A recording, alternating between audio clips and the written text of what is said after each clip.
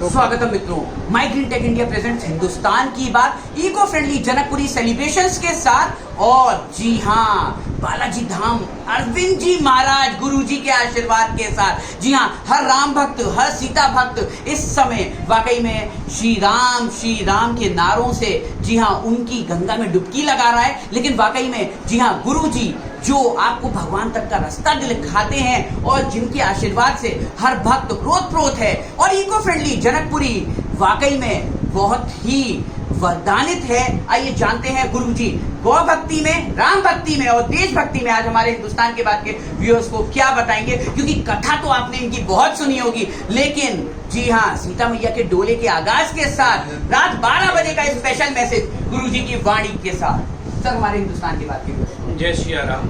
बहुत आनंद का विषय है कि आज यहाँ गौरा पूजन के लिए भगवती जगत जनक सुता जग जननी जानकी अतिशय प्रिय करुणा निधान की उद्धव स्थित संहार कारणीम क्लेशारणीम सर्वश्रेष्ठ करीम सीताम नतो हम राम वल्लभाम।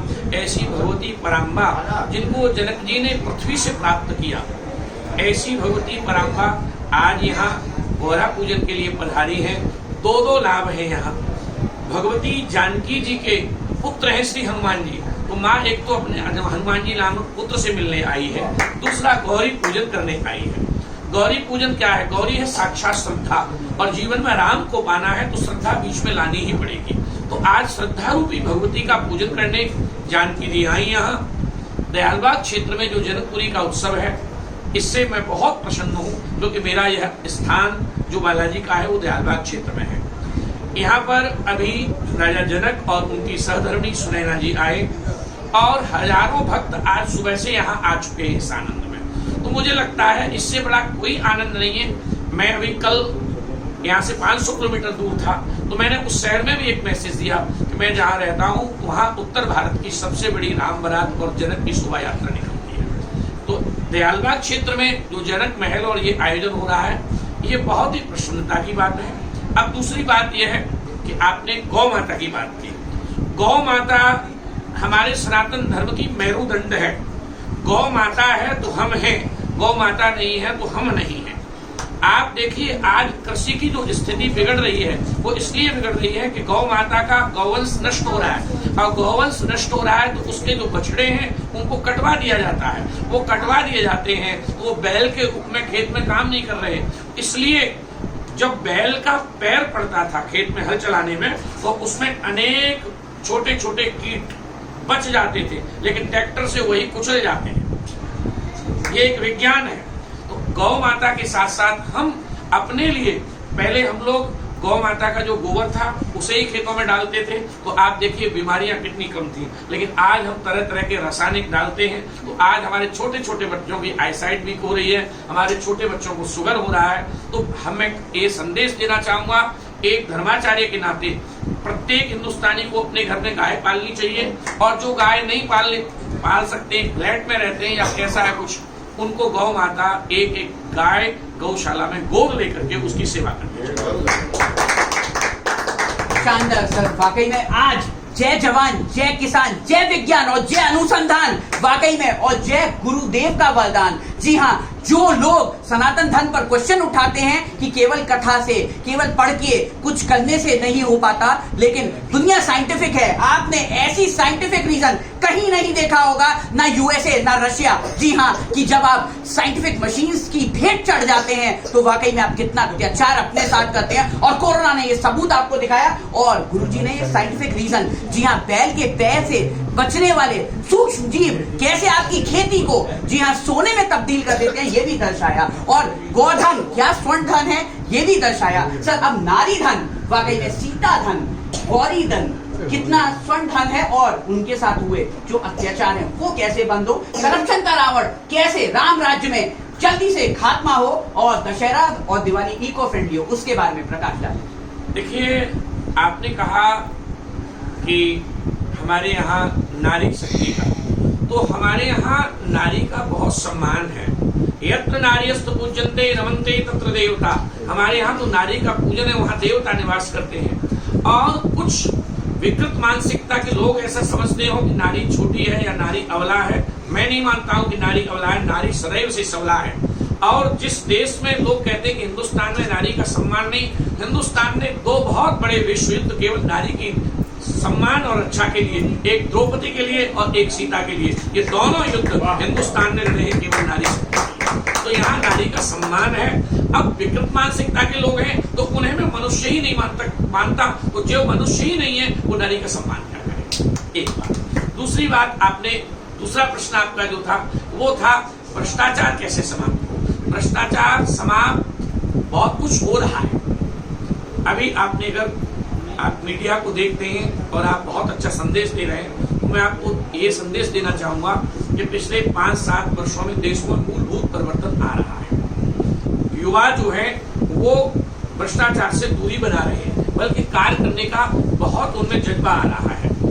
उसके बाद भी अगर भ्रष्टाचार है तो उसके पीछे एक ही कारण है कि आदमी को पेट भरने की चिंता कम है, पेटी भरने की चिंता ज्यादा है। तो जब हम पेट भरने तक सीमित रहेंगे और हम अपनी मूलभूत आवश्यकताओं तक सीमित रहेंगे, तो मैं तो कई बार अपने प्रवचन में कहता हूं कि मेरे हनुमान जी महाराज मेरे इष्ट हैं, वो आवश्यकता सबकी पूरी करते हैं और इच्छा वो किसी की पूरी नहीं करते। तो आवश्यकता तो मेरे राम जी सबकी पूरी करते हैं, और जब हम ये सोच लें कि हम आवश्यकता में ही सीमित हैं और हमें ईश्वर सब देगा, तो हम भ्रष्टाचार नहीं करेंगे। दूसरा, जो लोग भ्रष्टाचार में बहुत ज्यादा विश्वास रखते हैं, उन्हें एक चीज सोचनी चाहिए कि जो भी गलत धन आता है वो हमारी 5-7 पीढ़ियों का आगे विनाश कर देता है, लेकिन जो ईमानदारी का धन आता है, हमारे घर में बीमारियां भी कम आती हैं, हमारी संतान अच्छी बनती है।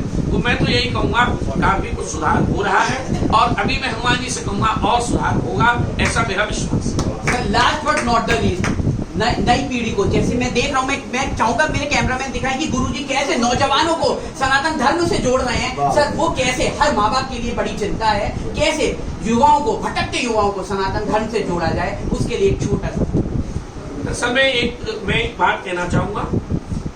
पहले, सबसे पहले युवाओं को धर्म से तब जोड़ा जाएगा, सबसे पहले माता पिता को स्वयं संयमित रहने का प्रयास करना पड़ेगा। हर माता, हर पिता बच्चों से कहता है कि आप मोबाइल मत चलाइए, और वो खुद अपने कमरे में रात को 1 बजे तक मोबाइल चलाता है। सुधार कैसे होगा? तो सबसे पहले जहां मूल समस्या है वहां से निदान होना चाहिए, और हम अपने बच्चों पर प्रारंभ से ध्यान दें। आज आप देख रहे हैं एक नई पद्धति आ गई है कि हॉस्टल में बच्चों को भेज देते हैं। मैं उस बात के लिए कहता हूं कि आपने बच्चे को हॉस्टल में भेजा, इसका मतलब आपने बच्चे को शिक्षा देने के लिए नहीं भेजा, बल्कि अपनी स्वतंत्रता और स्वच्छंदता के लिए आपने बला टाली। और आपने उस बला टालने का मतलब क्या हुआ? आपका बच्चा संस्कार विहीन रहा, और जिस बच्चे को आपको लाड़ करने चाहिए तब आपने हॉस्टल में भेज दिया, तब आपको वो बच्चा प्रेम करते समय वो वृद्धाश्रम में भेज देगा। इसलिए पूरी कड़ी खराब हो रही है। तो सबसे पहले माता पिता इस चीज पर ध्यान देंगे तो जरूर युवाओं का निर्माण होगा। मैं अभी कल ही मुजफ्फरनगर से आया हूँ, तो वहाँ के जो कारागार था वहाँ का, उसके जो एसपी थे, उन्होंने कैदियों के लिए मेरा प्रवचन रखा हुआ। तो मैंने ये देखा कि वहाँ कैदी जो नई उम्र के थे, वो सब गायत्री मंत्र और हनुमान चालीसा का जेल में पाठ किया। बहुत शानदार। और मैं नवंबर में 4 दिन का समय उस जेल में दे के आया हूँ। जेल के अंदर में कैदियों के लिए कृष्ण कथा और राम कथा का अनुष्ठान। एक गुरु शिष्य परंपरा में एक श्लोक हो जाए संस्कृत से समाप्ति इस इंटरव्यू का। ध्यानम मूलम गुरु मूर्ति, पूजा मूलम गुरु पदम, मंत्र मूलम गुरु वाक्यम, मोक्ष मूलम गुरु कृपा। भाव ये है कि आज जो शिष्य है वो गुरु से जो उसकी गुरु संपदा है वो लेना नहीं चाहता, बल्कि कुछ काल्पनिक और अल्पिक लाभ लेना चाहता है। और आज जो गुरु हैं उनके लिए मेरे तुलसीदास जी ने लिखा है कि हरहि शिष्य धन और सो कन हरहि और सो गुरु अवसि नरक में परहि। केवल शिष्य की जेब पर ही गुरु जी की नजर है। तो हमारे ब्रज में एक कहावत है कि गली गली में गुरु फिरे, गली गली में गुरु फिरे, हमें दक्षिणा देव, नरक जाओ चाहे स्वर्ग में, गुरु बनाए हम ले। तो सबसे बड़ा दुर्भाग्य है आज कि हम लोग भावुकता में अथवा तो समाज की फैशन में हम यही भूल जाते हैं कि कौन गुरु के योग्य है और कौन गुरु के योग्य नहीं है। आज हम देखते हैं कि गुरु जी कैसे हो, बोले लंबी गाड़ी गुरु जी पे है कि नहीं, आज गुरु के पास अच्छा आश्रम है कि नहीं। बल्कि मैं आपके चैनल के माध्यम से खराब बात कहूंगा कि दिल्ली से शिष्य चलता है और वो गुरुजी को फोन करता है, गुरुजी मैं आपके आश्रम आ रहा हूँ, मुझे अटैच लैट्रिन बाथरूम का कमरा होना चाहिए। गुरुजी तुरंत मैनेजर से कहते हैं, सेठ जी आ रहे हैं, पिछली बार बहुत धंधे के गए थे, अच्छा कमरा तैयार कराइए, लेटरिन बाथरूम साफ कराइए। मैं एक प्रश्न कर रहा हूँ, गुरु भगवान को प्राप्त करने के लिए बना था या लेटरिन बाथरूम साफ कराने के लिए? आज हम लोग समाज में जो भी हो रहा है वो केवल ये है कि हम अल्प लाभ के समस्या में सब कुछ भूल जाते हैं, अल्प लाभ हमें दिखाई देता है और उससे हम लोग गर्त में जा रहे हैं। मुझे लगता है आने वाली पीढ़ी इस सबको बहुत अच्छे से सीखेगी, करेगी। और सच्चे सदगुरु आज भी हैं, त्रेता में भी थे, द्वापर में भी थे, सतयुग में भी थे। ऐसा नहीं था, कालनी में पहले भी थे, कालनी में आज। So the message is very clear from Hindustan की बात है अरविंद जी महाराज, that you have to find your scientific guru inner self. You are the temple of God. आपके अंदर ही भगवान है और गुरु के मार्गदर्शन से ही आप बनेंगे महान है और सरस्वती और लक्ष्मी जी का आपको मिलेगा वरदान है। हमारे हिंदुस्तान के बाकी व्यूअर्स के लिए ये एक अनोखी साइंटिफिक रिपोर्टिंग थी और वाकई में क्योंकि हिंदुस्तान की बात ने ठाना है कि हमें देशभक्ति, राम भक्ति, नारी भक्ति और गौ भक्ति जन जन तक पहुंचाना है। करते रहिए हिंदुस्तान की बात अपने इको फ्रेंडली दोस्त रचित टंडन के साथ। Thank you. जय हिंद, जय भारत।